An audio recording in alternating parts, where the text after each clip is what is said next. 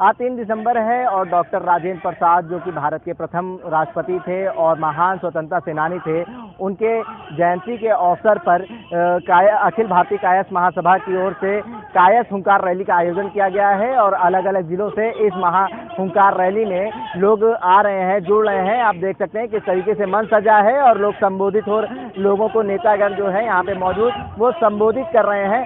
और यहाँ पे सुबोध चांद सहाय जो कि पूर्व केंद्रीय मंत्री हैं वो भी मौजूद हैं और उनके साथ साथ कई नेतागण ऐसे हैं, शत्रुघ्न सिन्हा भी आएंगे ऐसी उम्मीद लगाई जा रही है। और इस मंच से लोगों को संबोधित करते नेता जो हैं, जो नेतृत्व कर रहे हैं इस हुंकार रैली का, वो साफ सुने जा सकते हैं और देखे जा सकते हैं। आखिर से चुनाव से पहले, उत्तर प्रदेश विधानसभा चुनाव से पहले ऐसी हुंकार रैली आयोजन, कायस्थ हुंकार रैली का आयोजन क्या दर्शाता है और क्या इसका नतीजा निकलेगा, ये देखने वाली बात होगी। अंदर जाके हम लोगों से ये बात भी करेंगे कि क्या है आप लोगों की परेशानियां और इस हुंकार रैली का क्या उद्देश्य है।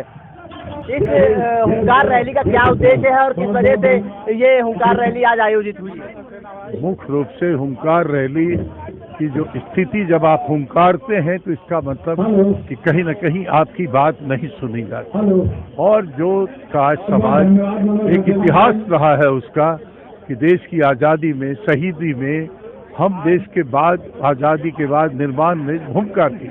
कभी उत्तर प्रदेश में 65-67 विधायक होते थे विधानसभा में, आज 4-5। तो राजनीतिक, सामाजिक, आर्थिक सब रूप से हम पिछड़े हैं। दिल्ली में 3 कैबिनेट मिनिस्टर थे, आज एक भी नहीं है।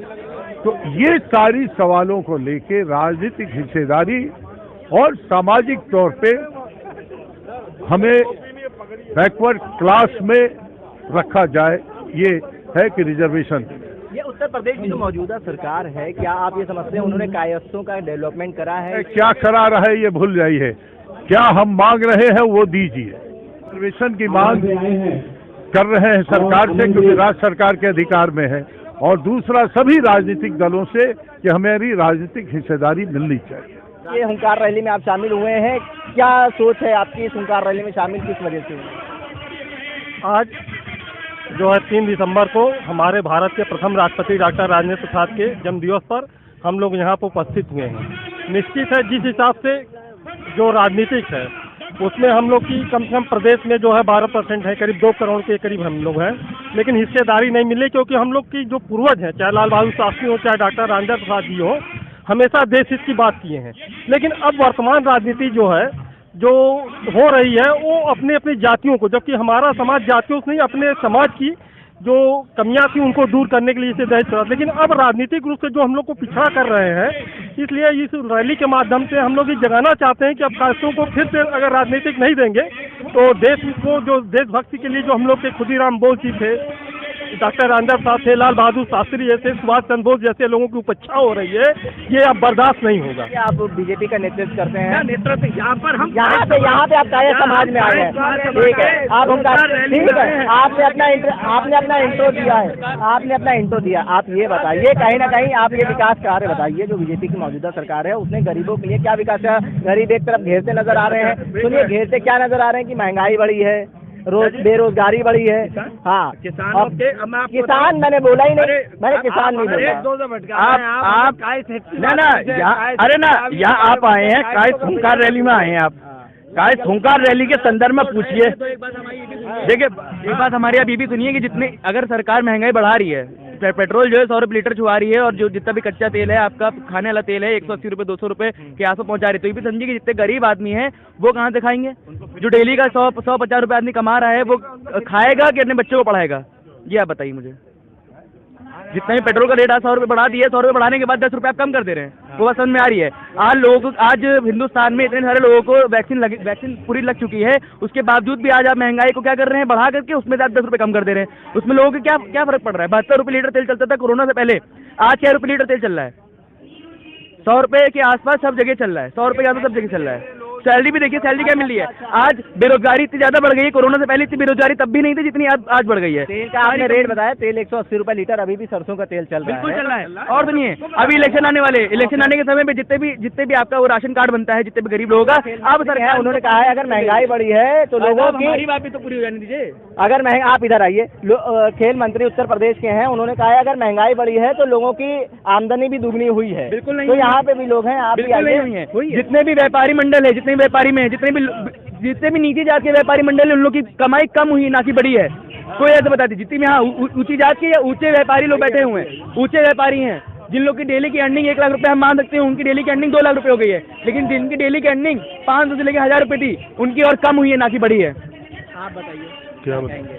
एक तरफ तो सरकार ये कह रही है कि हम कोरोना वैक्सीन फ्री लगवा रहे हैं, लेकिन दूसरी तरफ महंगाई भी बढ़ रही है, तो यहाँ पे जो आम जनता है वो कहीं ना कहीं त्रस्त नजर आ रही है। आम जनता निश्चित रूप से त्रस्त है और पिछले करीब 1.25 साल से सभी को मालूम है कोरोना की आपदा पूरे राष्ट्र को घेरे हुए है और उससे हम सभी कहीं ना कहीं प्रभावित हैं। और आमदनी के जरिए ऊपर से लेके नीचे तक, 1 नंबर से लेके 10 नंबर तक हर व्यक्ति के प्रभावित हुए हैं। उसमें सबसे ज़्यादा वो तबका प्रभावित हुआ जो रोज कुआं खोद के रोज पानी पीता था। वो पढ़ा लिखा तबका भी हो सकता है, वो दैनिक रोजगार का तबका भी हो सकता है, वो फंड वाले भी हो सकते हैं, वो प्रोफेशनल्स भी हो सकते हैं, वो सैलरीड भी हो सकते हैं, क्योंकि सैलरीड लोगों की सैलरी कटी है, उनकी सैलरी रिड्यूस हुई है। हाँ, अगर किसी मंत्री ने कोई डाटा ये दिया है कि साहब आमदनी दुगनी हुई है, तो उसके लिए कोई स्पेसिफिक डाटा हो तो उसको क्रिटिसाइज भी किया जा सकता है, उसको कोई वक्तव्य भी दिया जा सकता है। लेकिन यहाँ पे हमारे साथ वकील साहब मौजूद हैं, वो कह रहे थे कि अगर अगर महंगाई बढ़ी है तो उसके बावजूद देखिए सरकार ने कहीं ना कहीं 100 करोड़ टीकाकरण, कोविड टीकाकरण भी करवाए। देखिए, टीकाकरण करवा दिया है, टीकाकरण करवा दिया, लेकिन अभी बताइए एजुकेशन डिपार्टमेंट में जो गति इस समय हिंदुस्तान की है, वो गति किसी और देश की होगी तो बताइए। एजुकेशन डिपार्टमेंट के माध्यम में इतना ज्यादा स्तर उनका नीचे गिर गया है कि किसी और देश का इतना मेरे ख्याल से नहीं गिरा है। क्या ये सही कह रहे हैं? एजुकेशन डिपार्टमेंट में कहीं ना कहीं स्तर नीचे गिर गया है। नहीं, एजुकेशन के स्तर की बात की एक तरफ, दूसरी तरफ समझिए, ये वो सरकार है जहाँ पर अभी इससे पहले सरकारों में बेसिक में टीचरों की भर्ती होती थी, कितने बड़े बड़े घोटाले होते थे। इस बार 69,000 शिक्षकों की भर्ती हुई। देखिए, शिक्षा का स्तर, शिक्षकों की भर्ती बोली, लेकिन आपने ये सोचा उसमें भी कोटा लगा रहे हैं। एक मिनट, एक बार ये सुनिएगा ना, जो कोटे की आप बात कर रहे हो, मैं बता रहा हूँ, वो बात सही कर रहे हैं क्या? अभी भी 69,000 शिक्षक भर्ती होगी, घोटाला चल रहा है, 27% आरक्षण की बात कर रहे हैं। नंबर आ रहा है, एक आ रहा है 90 नंबर, लेकिन 90 नंबर वाला जो है वो जनरल में आता है, उसका नहीं होता। ओबीसी, SC, ST जो बैठे हैं उनका 60-70 नंबर भी हो रहा है। वो देश को आगे बढ़ाएंगे, वो बच्चों को बढ़ाएंगे, जिसका 90 नंबर आ रहा है वो बढ़ाएगा। ये पीड़ा हम सबकी, और इस विषय पे अभी कहा गया है, जो संविधान निर्माता जिसको कहा जाता है, जबकि संविधान बनाया राजेंद्र प्रसाद जी ने, वो केवल एक ड्राफ्टिंग कमेटी के थे। जो भैया ने बात की उसी बात को मैं आगे बढ़ा रहा हूँ, है क्या, जो हमारा जो आरक्षण सिस्टम जो उनने चलाया, जो अब तक चलता चला आ रहा है, उसकी वजह से जो हमारे कायस्थ से मतलब सवर्ण समाज के जो युवा हैं, शिक्षित युवा, उनके अंदर जो कुंठा घर कर रही है, ये कहीं ना कहीं आप लोगों को पीड़ा हो रही है। ये बहुत पीड़ा, और शायद ये हुंकार का शब्द भी यहाँ पर यही है, और ये चीज अभी मंच से कही भी गई।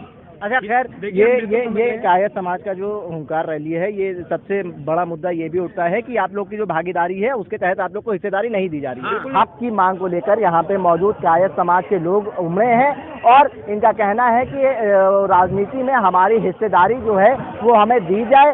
अगर हर सरकार बनती है तो कहीं ना कहीं कायस्थों का हक मारा जाता है। अब देखने वाली बात ये होगी, इस रैली में हर पार्टी के लोग समर्थन दे रहे हैं, चाहे वो भाजपा हो, कांग्रेस हो, चाहे वो सपा हो, चाहे बसपा हो, क्योंकि ये कायस्थ हुंकार रैली आयोजन सिर्फ कायस्थ समाज के कल्याण के लिए किया गया है। लेकिन अब इस कल्याण रैली का क्या मतलब निकलता है और क्या इनकी मांगे जो है मौजूदा सरकार और विपक्षी पार्टियां मानने को तैयार होती हैं, ये कहीं ना कहीं अपनी हिस्सेदारी की मांग करती नजर आ रही हैं।